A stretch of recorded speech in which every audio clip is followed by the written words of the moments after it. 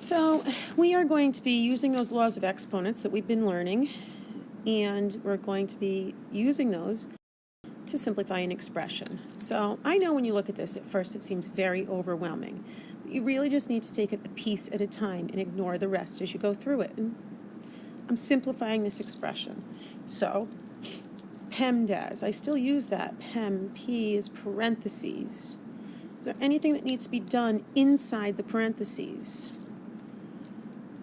Inside the parentheses, so there's parentheses here, nothing to do in there. 4EF, done. In here, I've got e to the third power. Again, nothing to do to that. Negative f to the second power, nothing to do there. So I'm going to move on to e, exponents. Well, the very first thing I get to is my first term in my expression. And I've got this exponent of a 3. So I know that that exponent gets sent into everything that's inside the parentheses. So I've got 4 to the third, e to the third, f to the third. Now the only thing that can be addressed there is the number, because e to the third and f to the third, I can't do anything with that. I don't know what e or f are, so they simply stay in their variable form.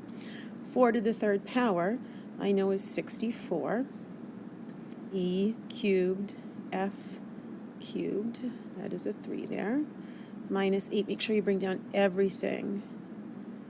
That's why I always check and double check to make sure I haven't forgotten anything as I move through the simplification or simplifying of an expression.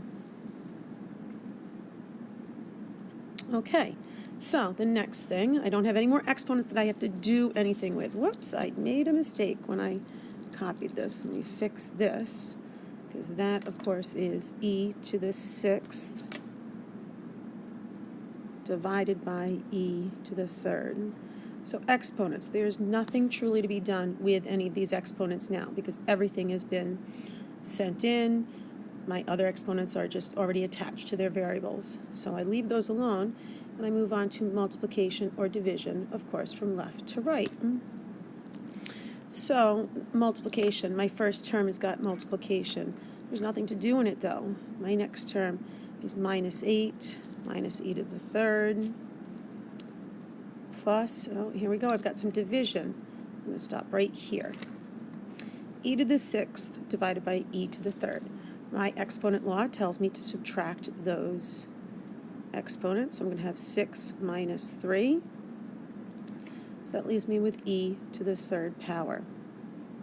I'm going to bring everything else down.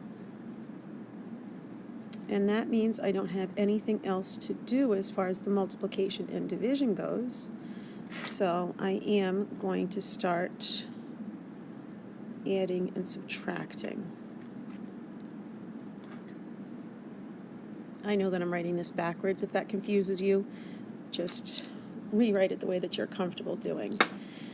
So the next thing that I'm actually going to do is really technically multiplication, but I'm going to get rid of these parentheses here and here because I've got an operation outside of those parentheses that I'm simply going to apply to the inside. So I know that negative or minus e to the 3rd power, I can just lose those parentheses. I don't need them, and it's still minus e to the 3rd power. I'm going to bring this down.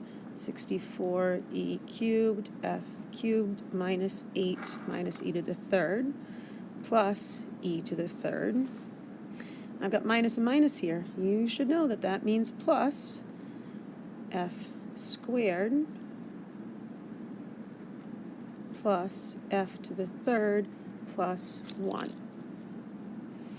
Okay, I made sure I didn't forget anything.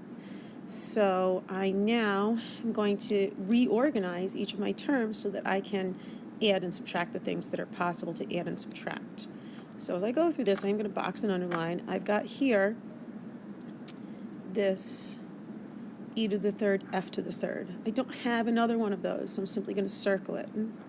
Minus 8. Well, that is a constant. I've got a plus 1 down here. I know that those go together. Then I've got a minus e to the 3rd plus e to the 3rd. Those are both e to the third. I'm going to box those in actually together. And then I've got plus f squared. That doesn't go with anything. Plus f cubed also doesn't go with anything. So the only two things I have to address are my constants and my e to the third power. So I'm actually going to bring that down here. I've got negative e to the third plus e to the third. These are both opposite of each other. These are going to cancel each other out and give me 0, so that simply goes away. And then over here,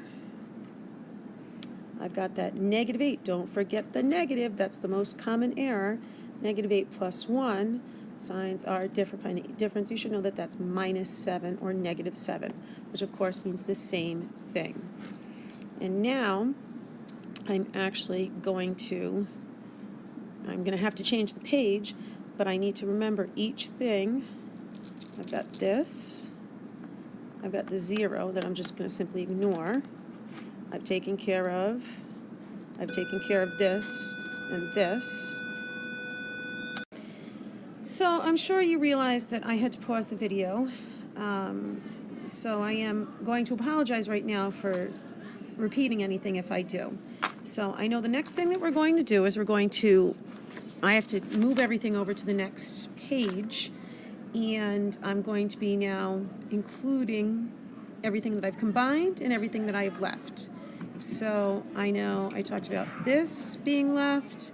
This we really don't need to include because these we don't need to include because they've been combined into 0.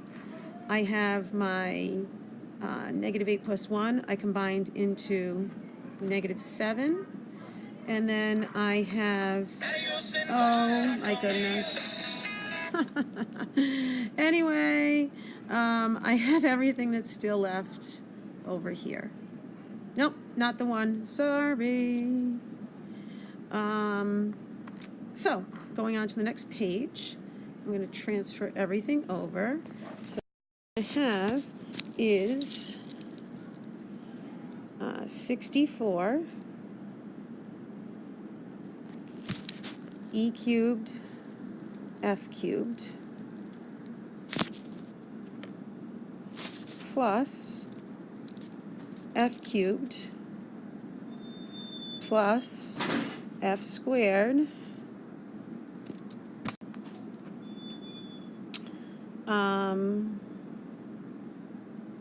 minus 7. So now when I check through this one more time just to be sure, I see that I have e cubed f cubed. I know there's a number in front of it, but that's the group that I'm looking for. There's none of those there. I have an f cubed, but even though those are the same, they're not grouped the same way. I have an f squared, which doesn't go with anything, and I've got a minus 7. So that is everything that I'm left with. So I really am going to rewrite it. I rewrote it from the previous page just so you could see it, but none of these things can actually go together. They are all different. Okay, so because they're all different, that's going to be my final answer. Now you might also notice, or you should notice, the way that I've written them.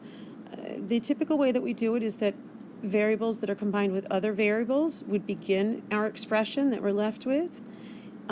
If there's any others, they would go in order from the greatest exponent to the least.